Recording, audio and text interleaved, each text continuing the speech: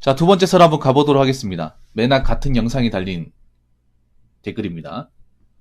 댓글 컨텐츠 계속 찍을게요. 지금 뭐 사연 온 게 있긴 한데 좀 대화가 안 되네요. 소통이 안 됩니다.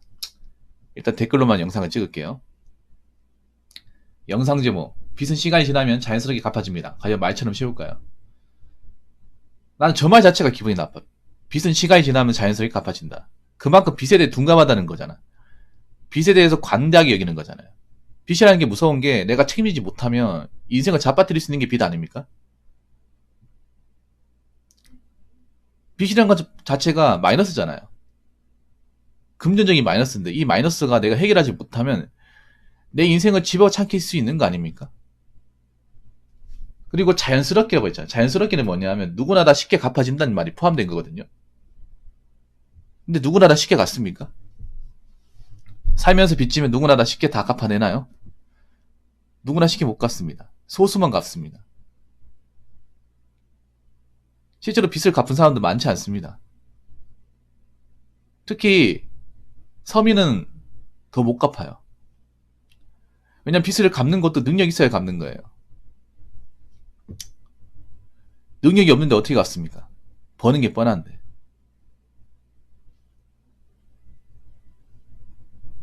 이 말 하는 것 자체가 대한민국에 문제가 있어요. 아니, 대한민국이 지금 빚 때문에 자빠지게 생겼는데, 지금 우리나라 한 가구당 가계빚이 거의 1조 가까이, 1조란다. 1억 가까이 되고요. 그러니까 한 집안에 평균적으로 1억의 빚이 있어요. 거기다가 지금 우리나라 가계빚이, 총 가계빚이 1900조랍니다. 1900조. 거기다가, 카드론으로 이제 빚진 채무의 총합이 7조랍니다. 7조. 과연 갚아 나갈 수 있을까? 저기 빚진 사람들 중에 서민들 꽤 많을 텐데, 저 중에 갚아 나갈 수 있는 사람들 얼마나 있을까요? 여러분이 한 빚 있다고 생각해보세요. 여러분이 한 1억 정도 빚 있다고 생각해봐. 그럼 어떻게 갚아 나갈 겁니까? 내 버는 돈은 뻔한데.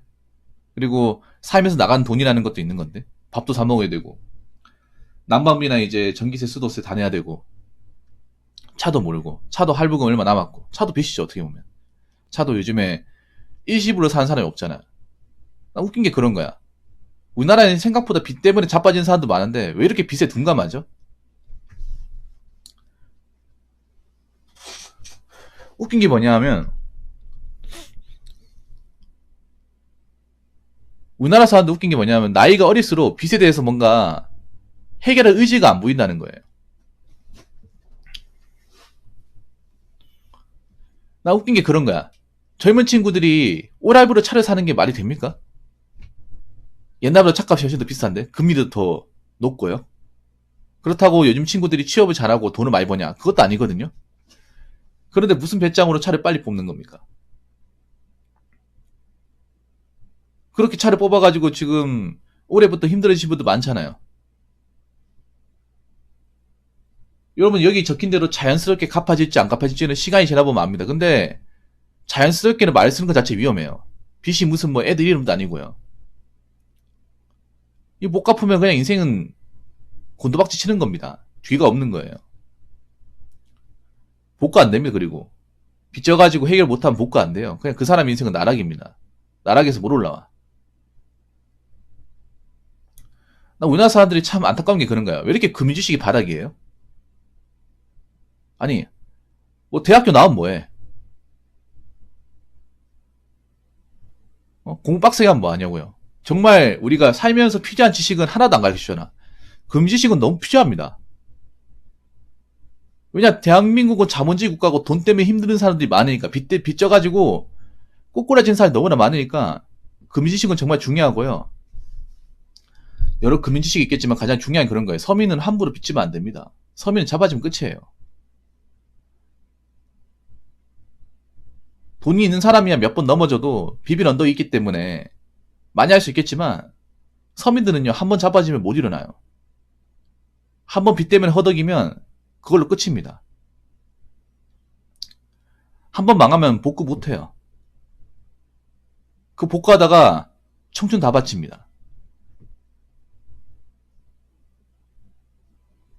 근데 서민들이 자기가 가지고 있는 어떤 이제 공공을 이제 어떻게 극복해 보려고 무리하다가 자빠지는 경우가 훨씬 더 많거든요. 진짜 잘 되는 경우보다.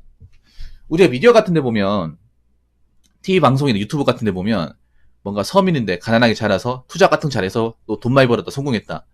자꾸 그런 것들만 잘 보여줘요. 서민들한테. 그래서 서민들도 투자하면 저렇게 될 수 있다고 희망을 안 되죠. 근데 현실에서 우리가 서민들 투자해서 보는 현실은요. 괜히 투자해가지고 벌어놓은 돈 플러스 빚까지 져가지고 무죄해가지고 투자했다가 말아먹고 가져도 뿔뿔이 흩어지고 신부일자 되고 개인 파산하고 인생 올라오지 못하고 하루하루 연명하시 사는 사람들 그게 현실입니다. 물론 정말 성공한 사람도 있죠. 정말 가난을 극복하고 상류층까지 올라온 사람이 있지. 근데 아시잖아요 여러분. 개천에 용나는 케이스가 점점 안 난다는 거.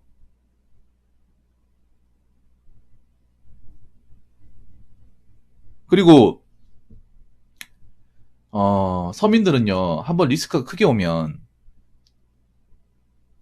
거의 복구를 못합니다. 능력이 정해져 있잖아요. 만약에 생각해봐. 내가 만약에 빚을 졌어. 가족 중에 해결해줄 사람 있습니까? 해결 못 해주잖아요. 가족들도 뻔하기 때문에. 가진 자와 못 가진 자의 차이가 뭐냐면 가진 사람은요 뭐 몇 억 날려도 있잖아요. 그 돈도 아니잖아. 사업 하나 시원하게 말아먹어도 어차피 메꾸면 되잖아요. 여러분 재벌 3세들도 있잖아요. 사업 같은 거 영위하다가 적자 많이 내거든요. 한 500억씩 내요. 그렇게 해도 괜찮아요. 워낙에 기업에 벌어놓은 돈이 많으니까. 그냥 경험이에요. 그 사람들 입장에서. 몇백억 손해보는 건. 근데 일반 사람은요. 한 5천만 원 손해보더라도 크리티컬 데미지가 다가옵니다. 5천만 원 손해보잖아요. 잠을 못 자요. 그 돈 손해본 것 때문에. 밥이 안 넘어가. 내가 어떻게 해서 모은 돈인데. 한번 생각해보세요. 일반 서민이 한 5천만 원 돈 모으려면 매달 80만 원씩 5년 동안 모아야 돼.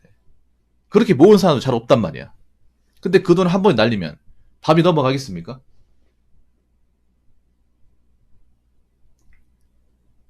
잠이 잘 오겠냐고요. 잠 안 오죠. 내가 그 돈 모으려고 얼마나 고생했는데.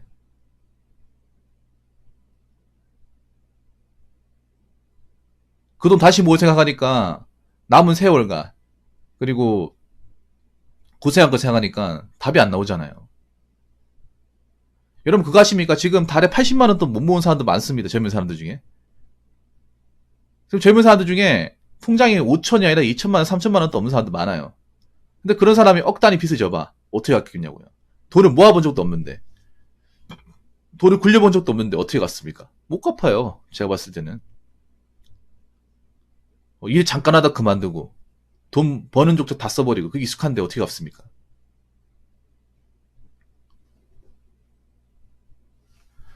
댓글 한번 읽어보도록 하겠습니다. 연봉 몇 억 되는 사람이 빚 1억 있으면 시간이 지나면 자연스럽게 갚아집니다. 신경도 안 써요라고 했는데 뭐 틀린 말은 아니긴 한데 이 댓글 다시면 연봉 몇 억 되는 사람이 얼마나 있겠습니까? 몇 억이 하셨는데 몇 억을 장난으로 얘기하시네요. 몇 억을 애 이름처럼 얘기하시네. 근데 이 몇 억을 애 이름처럼 얘기할 수가 없습니다. 왠지 아세요? 절대 다수는 1억 이상 못 벌어요. 월급쟁이로. 팩트입니다, 이게.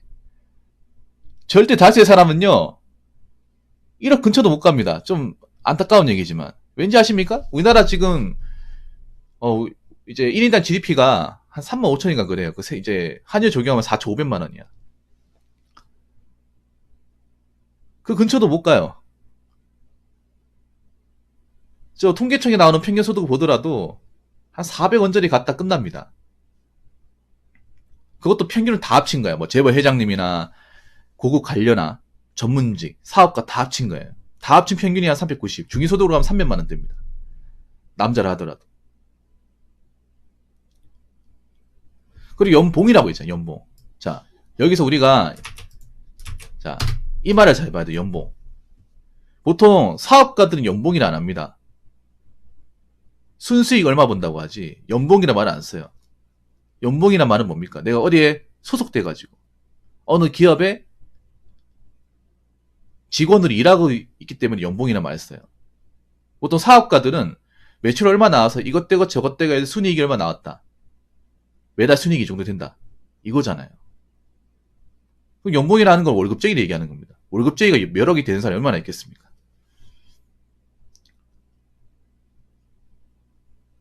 샐러리맨이 몇 억이라 얘기하려면 대기업 임원까지 가야 됩니다. 임원까지 가는 사람도 뭐 신입사원 100명 있으면 평사원 출신 중에 한 상무 전무까지 가는 분들이 한 명 나올까 말까 그래요.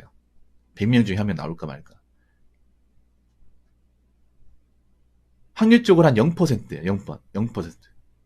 거의 안 나옵니다. 그리고 공무원이 몇 억이 될 수도 없어요. 공무원들은. 왜냐하면 공무원분들 뭐 호봉 쌓이면 돈 많이 받는다고 하더라도 공무원은 권력과 명예로 하는 거지 뭐 돈 때문에 하는 직업이 아니에요. 장차관분들도 2억이 안 됩니다. 1억 한 중후반대 됩니다. 우리가 알고 있는 공무원 중에 대빵인 분들 그분들도 얼마 안 돼요.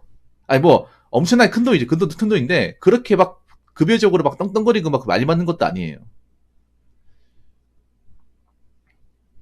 그 일반 사람들은 몇 억이라 얘기할 수 없습니다. 왜냐면 저 근처를 가봤어야 알지. 저 위치까지 되어봤어야 알죠. 못 갑니다. 우리나라 어떤 연봉자가 몇 명이냐 하면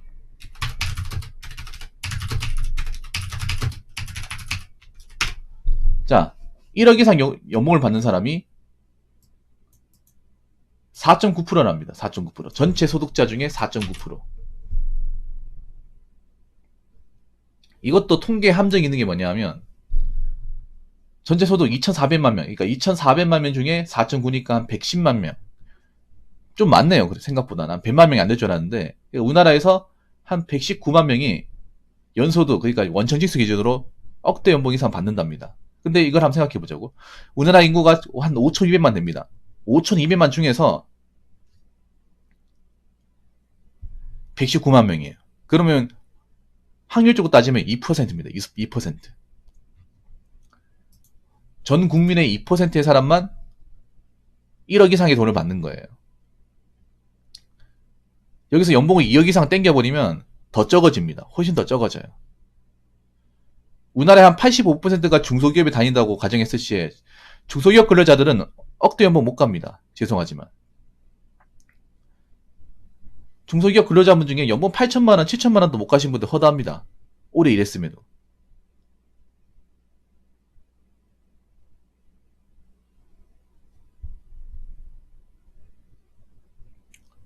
그렇기 때문에 일반 월급쟁이 입장에서 1억 이상의 돈을 이제 연봉을 받는다는 건 정말 대단한 겁니다.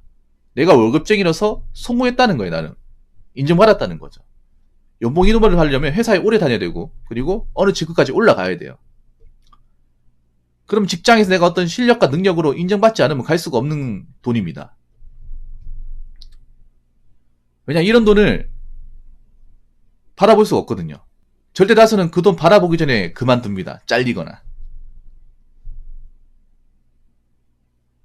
그렇기 때문에 사람들이 좀 뭔가 간사해지는 게 뭐냐 하면 온라인에 뭔가 억대 연봉 같은 것도 굉장히 쉽게 얘기해. 자기도 억대 연봉 받아본 적 없으면서. 아무리 여러분 물가가 올라가고 월급 수준이 올라갔다 하더라도 억대 연봉은 대단한 겁니다. 우리가 함부로 왈가불가할 게 아닙니다. 그리고 억대 연봉 이상 받는 분들은 1억 이상 잘 안 가져요. 물론 비리는 사람도 있겠지만 왜 난 억대 연봉을 가지고 얘기하는지 모르겠어. 억대 연봉 자체가 희소한 건데 누구나 다 억대 연봉이 되는 거죠. 이 온라인이 이래서 문제 여러분. 온라인이 웃긴 게 뭔가 논점 흐리게 만들어요. 전체적인 시야에서 얘기를 해야 되는데 일부의 시야만 부각시켜서 얘기를 합니다. 이것도 어떻게 보면 그런 케이스죠. 애초에 일반 사람들 중에 억대 연봉 받는 사람이 거의 없는데 저 일반 사람의 기준으로 얘기하는 거잖아요. 왜냐면 일반 사람들 우리가 보통 서민이나 얘기하는 사람들이 절대 다수 아닙니까?